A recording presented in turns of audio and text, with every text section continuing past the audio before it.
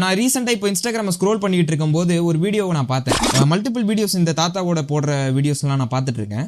அதில் வந்து எல்லாமே அவர் பண்ணுறது எல்லாமே ஸ்கேம் தான், எல்லாமே பொய் தான். அவர் ஒரு விஷயம் நியூட்ரிஷனல் பெனிஃபிட் இருக்குன்னா அதை ஓவர் எக்ஸாகரேட் பண்ணி சூடோ சயின்ஸ் மாதிரி பேசிகிட்டு இருப்பார். ரீசெண்டாக பார்த்த வீடியோவில் என்ன பண்ணியிருந்தாருன்னா ஒரு கிழங்கை காட்டினார். இந்த கிழங்குக்கு பேர் முள்கிழங்கு அப்படின்னு சொன்னார். அதோட நியூட்ரிஷனல் பெனிஃபிட்ஸ்லாம் நான் சொல்கிறேன். அதில் கார்போஹைட்ரேட்ஸ் அதிகமாக இருக்குது, ஸ்டார்ச் அதிகமாக இருக்குது. Okay, it's a good source of fibre, அதெல்லாம் ஒத்துக்கலாம். ஆனால் அவர் ஒன்று சொன்னார் பாருங்க, அந்த கிழங்கு சாப்பிட்டா வயசான கிழவி கூட சின்ன வயசு பொண்ணு மாதிரி ஆயிடுவாங்க, அது இதுன்னு கிளைம் பண்ணிட்டு இருக்கிறாரு.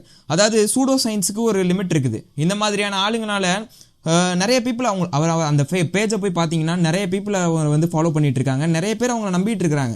படித்தவங்க கூட அவரை ஃபாலோ பண்ணிட்டு இந்த ப்ராடக்ட்ஸ்லாம் எப்படி கிடைக்கும், எங்கே கிடைக்கும் அப்படின்ற மாதிரி மெசேஜ் பண்ணிட்டு இருக்கிறாங்க. ஆனால் சிம்பிள் சயின்ஸுங்க. எப்படிங்க ஒரு கிழவி, ஒரு வயசான ஒரு கிழவி 18 இயர்ஸ் இருக்கிற பொண்ணு மாதிரி ஆக முடியும்? இவர் லூசு மாதிரி பேசிட்டு இருக்கிறாரு. இதை போயிட்டு எல்லாரும் பார்த்து லைக் ஷேர் அண்ட் கமெண்ட் பண்ணிட்டு இருக்கிறாங்க. ஸோ இந்த மாதிரியான அவேர்னஸ் நம்ம பீப்புளுக்கு மத்தியில் தேவை. இந்த சூடோ சயின்சஸ்லாம் நம்பி நம்ம அவங்க சொல்கிற ப்ராடக்ட்ஸ் எல்லாம் வாங்கி சாப்பிட்றதுனால மட்டும் ஒன்றும் ஆயிட போகிறது இல்லை. நம்மளோட டயட்டை நம்ம ப்ராப்பராக கீப்அப் பண்ணாதான் நம்மளோட ஹெல்த் இம்ப்ரூவ் ஆகும். பெரிய பெரிய டாக்டர்ஸ்லாம் வீடியோ போடுறாங்க, அதை பார்த்து நம்பி நீங்கள் சாப்பிட்றத விட்டுட்டு இந்த மாதிரியான பீப்புள்ஸ் போடுற சூடோ சயின்ஸை பார்த்து நீங்கள் நம்பி வாங்கி சாப்பிட்டீங்கன்னா ஒன்றுமே ஆக போகிறது இல்லை. ஸோ இதெல்லாம் நம்ம புரிஞ்சுக்கணும். ஸோ இந்த மாதிரியான சூடோ சயின்சஸ்லாம் அவாய்ட் பண்ணுங்கள். இன்ஸ்டாகிராம் வர ஃபீட்ஸில் நிறைய டாக்டர்ஸ் நிறைய யூஸ்ஃபுல் கண்டென்ட்ஸ்லாம் இருக்குது, அதெல்லாம் பாருங்கள். அதெல்லாம் பார்த்து உங்கள் ப்ராப்ளம் க்யூர் கிடைக்குதா இல்லை பாருங்கள். இல்லாட்டி ஒரு நியூட்ரிஷனிஸ்ட்டோ ஒரு நல்ல ஒரு டயக்னிஸ்ட்டோ நல்ல ஒரு டாக்டரை போய் பார்த்து உங்களோட ஹெல்த் கேருக்குலாம் சஜஷன்ஸ் கேளுங்க.